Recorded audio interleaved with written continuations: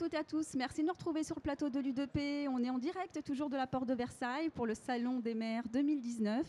Je suis ravie de vous retrouver, sachez-le, en direct également sur Facebook, sur u2p.tv. Avec moi pour terminer cette journée, un invité, Michel Picon. Vous êtes vice-président de l'U2P et président de l'Union nationale des professions libérales. Bonjour. Bonjour. Alors, on va déjà commencer par finalement une question sur les professionnels libéraux. On sait que l'UNAPL a mené il y a 5 ans une enquête finalement sur leur appréciation, sur la façon dont les professionnels libéraux avaient des relations avec les élus, avec finalement la commune. Qu'est-ce qu'il en est sorti de cette enquête? Quel retour vous en avez eu? Bien, ce qu'on s'est rendu compte à l'occasion de cette enquête, c'est que les élus, à l'exception des petites communes de moins de 20 000 habitants, connaissaient assez peu les professionnels libéraux, ne voyaient pas en eux des chefs d'entreprise, des entrepreneurs et particulièrement des employeurs. On s'est rendu compte également qu'il y avait un fossé dans les attentes des professionnels libéraux et ce que les élus, au fond, parce qu'ils ne les connaissent pas, n'avaient pas cerné les besoins qui étaient les leurs. On a le sentiment, au-delà effectivement de cette enquête de manière générale, si on prend la position des maires, que parfois la question économique est sous-estimée. Est-ce que c'est un avis que vous partagez? Oui, elle est sous-estimée du regard des maires envers les professionnels libéraux et elle est aussi sous-estimée sur la capacité financière et fiscale des professionnels libéraux qui sentent dans la commune dans laquelle ils exercent une pression fiscale souvent un peu forte, trop forte par rapport à leur activité, parce que ce sont des entreprises qui emploient du personnel, des emplois non délocalisables, des emplois qualifiés et qui irriguent et permettent d'avoir de l'activité économique dans le territoire. Alors, beaucoup d'idées ont été mises sur le tapis pour essayer effectivement de favoriser le déploiement finalement des libéraux. La démocratisation du haut débit en fait partie. Je crois que vous êtes assez convaincu par ce sujet. C'est indispensable parce que nos métiers sont qualifiés. Nos métiers, ce soit des métiers de santé, des métiers du droit ou des métiers du technique et cadre de vie, les architectes, les géomètres, ont un besoin évident de haut débit pour pouvoir exercer leurs activités. Donc on ne peut pas s'installer dans une zone rurale s'il n'y a pas du haut débit.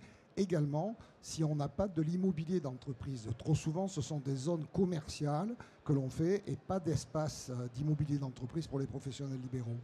Et le sujet numéro 1 qui revient autour des libéraux, c'est bien évidemment la désertification médicale. Bien entendu, c'est un sujet important au sein du gouvernement qui préoccupe les citoyens. Comment faire pour l'endiguer ?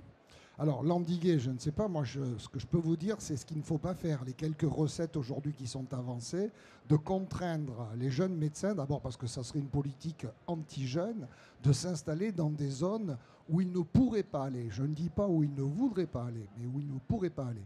Notre métier, les professions de santé sont des métiers qui se sont considérablement féminisés. Lorsqu'on dit à une jeune femme qui termine ses études à 30 ans, en principe à 30 ans, assez souvent, elle est mère de famille, elle a un conjoint, vous allez vous installer médecin dans cette zone parce qu'il manque des médecins. Si on la contraint à faire ça, qu'il n'y a pas d'emploi pour son mari, elle n'ira pas. Elle quittera la médecine pour faire autre chose. Donc la contrainte aboutira à augmenter le nombre de zones sans médecin. Donc il faut simplement accueillir plus facilement, prendre en compte que les jeunes médecins ont envie d'exercer en groupe, ils ne veulent plus exercer tout seuls, donc favoriser les maisons de santé. Il faut que les collectivités locales s'impliquent dans ce dossier, plutôt en devenant plus attractives que par la coercition. Oui, et puis c'est une mesure un peu extrême tout de même.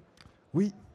Alors, qu'est-ce que vous avez pensé des mesures prises ces derniers mois par le gouvernement sur la revitalisation médicale des communes? Votre point de vue aussi sur le sujet? Non, ça va dans le bon sens. Ça va dans le bon sens. La création des maisons de santé, tout ça va faciliter l'installation de médecins, mais ça va prendre du temps. Et puis surtout, le numerus clausus qui limitait le nombre de médecins. Alors, un premier point, la féminisation de la profession. Deuxième point, un numerus clausus qui a été mal anticipé, c'est-à-dire qu'on n'a pas assez de médecins aujourd'hui. Je pense que la situation va se réguler de manière plus efficiente dans 5 ans. D'ici 5 ans, on aura les effets d'un numerus clausus élargi et on aura les politiques qui ont été mises en œuvre qui permettront de trouver des solutions dans les zones où il y en a vraiment besoin aujourd'hui. Donc, axe de progression en perspective. Oui. Dernière question, on est au Salon des maires 2019. Forcément, je ne pouvais pas clôturer cette interview sans votre conseil aux élus qui sont autour de nous aujourd'hui. Oui, écoutez, il y a quelques lignes qui sont sorties dans l'enquête dans laquelle vous faisiez allusion tout à l'heure. Pour faire venir des professionnels libéraux sur sa commune, et c'est quand même intéressant, il faut un immobilier d'entreprise qui soit capable de les accueillir. Oui. Il faut aussi que les médecins et les professions de santé qui vont au chevet de leurs patients puissent accéder dans les centres-villes. De plus en plus, c'est fermé, ne peuvent pas venir et les autorisations de stationnement ne sont pas données de manière suffisante. Donc de l'immobilier d'entreprise, plus facilité d'accès dans les centres-villes et puis également une fiscalité qui n'étouffe pas trop les professionnels libéraux. La fiscalité encore et toujours. Merci Michel Picon. Je vous en prie. Merci à vous de nous avoir suivis. Nous étions en direct du plateau l'U2P et en direct du Facebook U2P TV. À bientôt.